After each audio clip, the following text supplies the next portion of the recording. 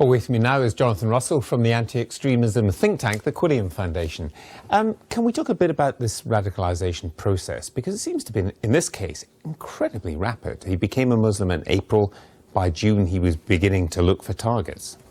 That's right. This is a special case, but not one that is alone in the speed of radicalisation. In fact, it's very textbook in terms of seeing Ziamani experience some degree of identity crisis that presumably prompted his conversion in the first place, problems at home and social grievances, and also he noted foreign policy grievances. These three things together make him very vulnerable to radicalisation and have clearly been exploited, in this case by Anjem Choudary and his followers, by other recruiters and radicalisers to bring him towards an extreme politicised version of Islam, the faith.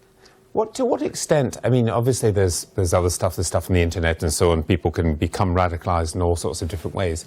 But to what extent is there a responsibility on the part of preachers who say certain things and take a view of Islam which is not shared by almost all British Muslims?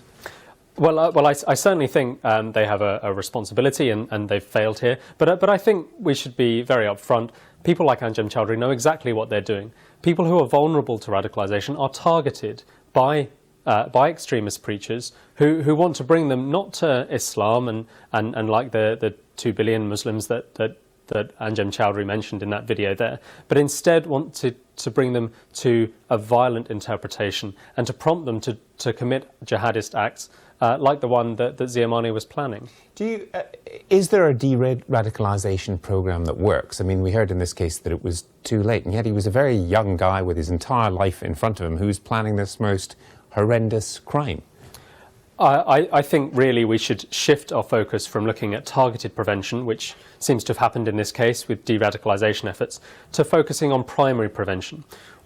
If we can educate friends and families and civil society, work colleagues, for example, in how to spot extremism, how to understand radicalisation, how to deal with it, and the tools available to civil society to challenge extremism of all kinds, whether violent or not, then we can spot someone like Ziamani on this pathway to radicalisation at a much earlier stage, intervene in that way, and ideally prevent him from even getting to that stage. It's too late if we simply wait for a violent act. It seems in this case that the police, rather by luck than by judgment, managed to intervene and stop him carrying out that attack, and that fills me with fear.